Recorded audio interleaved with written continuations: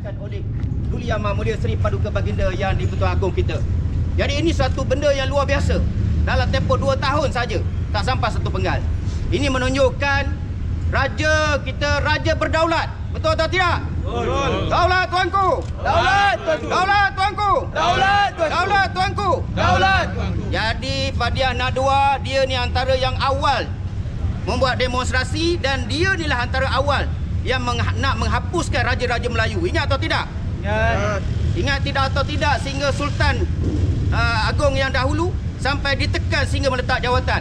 Mereka nak hapuskan raja-raja Melayu. Mereka tidak nampak bagaimana raja-raja Melayu memainkan peranan di ketika negara tengah dalam keadaan gawat. Orang politik berpecah belah dan negara kita berada dalam keadaan lemah dan huru-hara. Dan keputusan tuanku wajib disanjung dan dijunjung oleh semua rakyat Malaysia, terutama sekali umat Islam dalam negara ini. Jadi sebab itu kami NGO-NGO yang telah mengikuti benda ini, termasuk baru ni di dataran mereka dan juga di Sogo, golongan-golongan yang tidak puas hati ini cuba menghentam isu pelantikan Yang Amat Berhormat Tan Sri Muhyiddin Yassin dan telah membuat protes kononnya demokrasi telah mati. Ya, mereka telah membuat reformasi. Jadi kita nak ingatkan kepada mereka, kita telah pun buat laporan polis lebih kurang berapa 20 lebih NGO kita buat laporan di IPD Dawangi. Dan kalau kamu berani berjuang untuk menghapuskan raja-raja Melayu, kami ini semua adalah rakyat tuanku, berani mati untuk menegakkan kedaulatan raja-raja Melayu sebagai payung agama dalam negara kita ini. Ini kita ingatkan kepada mereka. Jangan ingat reformasi yang mereka laungkan itu boleh menyebabkan semua orang terpedaya. Kita telah beri tempoh yang cukup panjang. Gerakan ini saya sendiri pun sebagai aktivis reformasi sejak tahun 1998 lagi. Kita berjuang bersama untuk membela Datuk Seri Anwar Ibrahim. Tetapi sehingga 2020, berapa tahun dah? Berapa tahun? 22 tahun masih tak selesai antara masalah peribadi dua pemimpin ini. Sebab itu akhirnya kita berdoa kepada Allah dan kita telah membuat saranan dan alhamdulillah Duli tuanku telah dibukakan hidayah, diberi petunjuk untuk membuat keputusan yang bijaksana di mana memilih Tan Sri Yang Amat Berhormat Tan Sri Muhyiddin Yassin sebagai Perdana Menteri kita yang baru, yang tak nak lagi kita terheret dengan senario yang dahulu.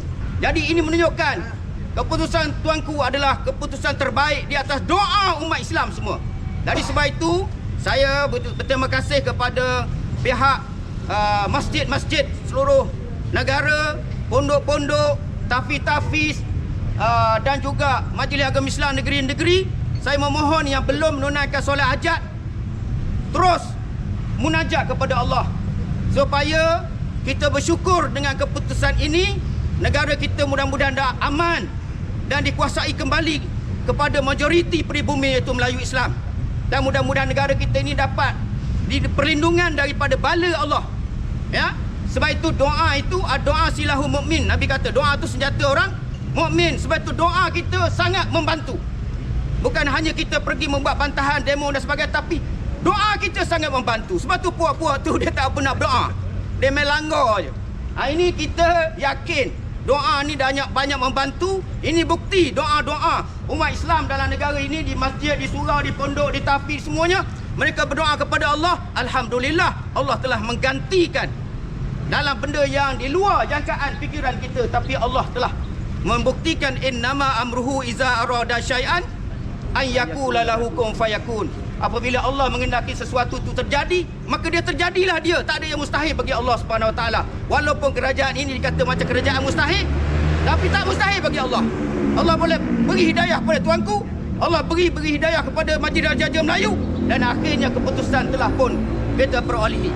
Dan yang kedua, saya menyeru kepada kabinet, terutama sekali yang bakal menjadi menteri wilayah ni, bala jangkitan coronavirus ni, dan juga bala yang Allah turun bermacam-macam dalam negara kita ni tak akan diangkat, tak akan habis. Dia akan berjangkit. Macam JE juga, kuman virus babi, kuman virus apa lagi? SARS, kuman virus kencing tikus, macam-macam, kuman tanah. Dia macam-macam akan keluar daripada bumi Allah Ta'ala ni. Sebab apa? Sebab Nabi SAW menyebutkan iza zahara zina war riba fi qaryatin faqad ahallu bi anfusihim azab Allah, atau kama qala. Sekiranya berluasa je orang berzina. Di dalam karya kita ni orang masjid semayang, tapi keliling tu hotel sana ada kelab malam orang berzina. Jalan Dorai Sami orang berzina sampai pukul 5 pagi. Kelab malam dekat Jalan Coket, dekat sini ada 672 lesen yang diluluskan oleh Menteri Wilayah dan Dewan Bandaraya Kuala Lumpur. Yang operasi daripada 672 itu 24 lesen dibenarkan oleh Menteri Wilayah dulu operasi kelab malam sampai pukul 5 pagi. Anak-anak Melayu mabuk kat kelab malam, minum arak, berjudi, berzina. Bila mana berlaku saja berzina ni dalam karya kita, bala Allah akan turun kena kita semua. Kita semua akan kena. Jadi sebab itu kami sedang menunggu-nunggu kabinet yang dibentuk dan kami mengharapkan Menteri Wilayah yang akan bakal dilantik nanti kembali membentuk pasukan Okbah yang kami gerakkan 4 tahun yang lalu.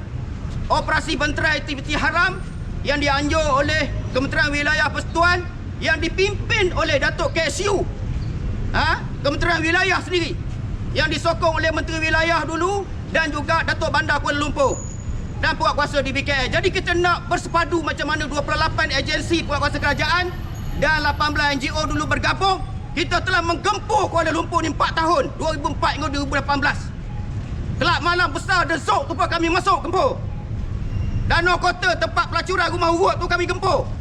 Kelab malam, kelab gay terbesar di Bukit Bintang ni, kelab gay Blue Boy, kami gempur dengan gabungan yang kuat. Kita tak mau gerak kerja menggempur muka ni hanya satu agensi atau 2 agensi saja, sebab mereka akan dengan mudah dirasuah oleh toke-toke. Dari sebab itu kita nak, saya menyeru, saya berada di wilayah ini, tempat kami menggempur ni, tempat kami buat kerja dakwah malam merdeka dengan budak-budak pang. Kami makan, kami berdakwah di Bukit Bintang. Kami nak supaya Menteri Wilayah ni kembali menyusun kekuatan bersama agensi-agensi yang ada dengan Jabatan Agamanya, penguasa polisnya, imigrasionnya. Kita gempur habis-habisan tempat-tempat maksiat yang menurunkan bala Allah ke bumi di kota bandaraya kita ni. Kalau benda ini tak dibuat, bala Allah bukan saja coronavirus, lepas pada ini macam-macam lagi bala yang Allah akan timpa kepada kita, kerana Nabi dah sebut dalam hadis ini lebih 1400 tahun lalu. Jadi sebab itu kita kena bersihkan, bukan setakat imarahkan masjid surau, pondok tafiz, tempat-tempat ibadat, tapi cegah kemungkaran-kemungkaran tempat-tempat maksiat. Kami NGO ni bersedia bergabung bersama agensi insya-Allah untuk memperteras aktiviti ini. Jadi itulah lebih kurang apa yang boleh saya sampaikan. Saya silakan pada sahabat untuk menyambung. Silakan.